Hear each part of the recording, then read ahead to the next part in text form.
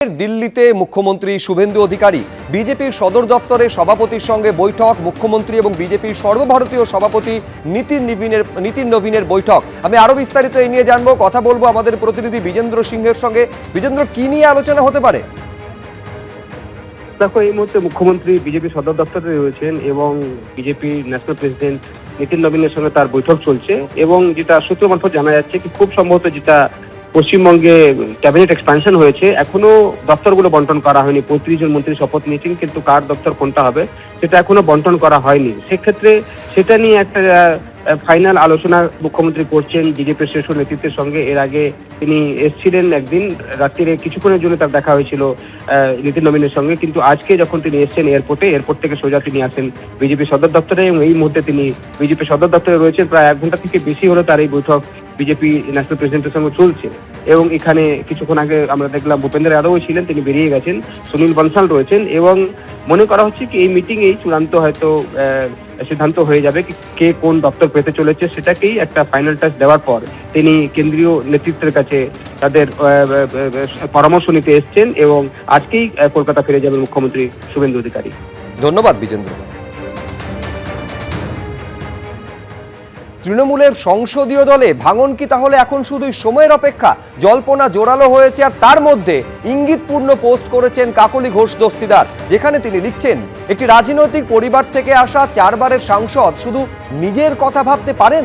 4 দশক ধরে একনায়কতন্ত্রের বিরুদ্ধে লড়াইয়ের পর কেউ শুধু নিজের কথা ভাবতে পারেন? এটা সরকারের নীতি এবং শাসন ব্যবস্থার ব্যর্থতার বিরুদ্ধে মানুষের রায়।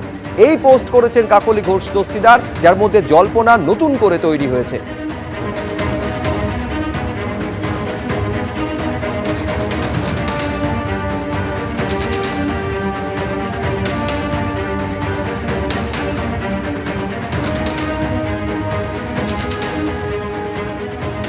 দেখুন, বিধানসভায় তৃণমূলের পরিষদীয় দলে ভাঙন একেবারে সরাসরি স্পষ্ট হয়ে গিয়েছে, ভাঙন হয়ে গিয়েছে। এখন এই একই ছবি কি ফেরার তৃণমূলের সুশান্ত ঘোষ চালককে গ্রেফতার করলো পুলিশ।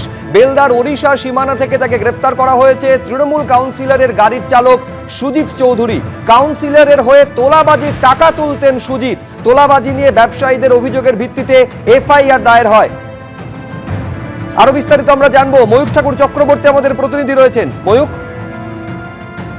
দেখো, কাউন্সিলর সুশান্ত ঘোষ তার যে গাড়ির চালক সুজিত চৌধুরী, তাকে বাংলা উড়িষ্যার যে বর্ডার বেলদা সেখান থেকে অ্যারেস্ট করা হয়েছে এবং সুশান্ত ঘোষের যে গাড়ি সেটাও বাজেয়াপ্ত হয়েছে।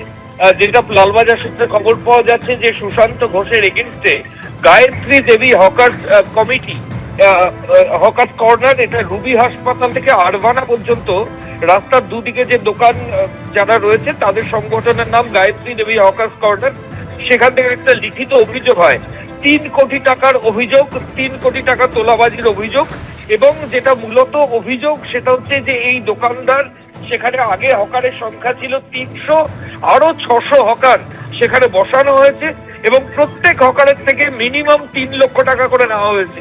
ফলত একটা হিউজ অ্যামাউন্টের টাকা ওখান থেকে তোলা হয়েছে, যেটা অভিযোগ। এবং তারপর সেই হকার্স কমিটি লিখিত অভিযোগ দায়ের করে আনন্দপুর থানায়। কাউন্সিলর সুশান্ত ঘোষের নাম এফআইআর এ ছিল। এরপরই পুলিশ আধিকারিকরা তল্লাশি অভিযান শুরু করেন। পুলিশ সূত্রে খবর পাওয়া যাচ্ছে যে বাংলা উড়িষ্যা সীমান্তের বেলদা থেকে সুশান্ত ঘোষের যে গাড়ি সেটা পুলিশ আধিকারিকরা সিজ করেছেন এবং গাড়ির চালক সুজিত চৌধুরী তাকে আনন্দপুর থানার পুলিশ অ্যারেস্ট করে আজকে কোর্টে প্রডিউস করবেন। এবং এর বিরুদ্ধে এক্সটর্শন, তোলাবাজি সহ আরো বেশ কিছু অভিযোগ রয়েছে। এই গোটা চক্রের মধ্যে, মডিউলের মধ্যে আরো অনেকে রয়েছেন। সুশান্ত ঘোষ নিজেও রয়েছেন, তিনি মূল অভিযুক্ত এমনটাই পুলিশের দাবি। এবং সুশান্ত ঘোষ এই মুহূর্তে পুলিশের খাতায় পলাতক। ভিন রাজ্যে কলকাতা পুলিশের টিম তল্লাশি অভিযান চালাচ্ছে তাকে ধরার জন্য। ধন্যবাদ ময়ূক। এবিপি আনন্দ, এগিয়ে থাকে, এগিয়ে রাখে।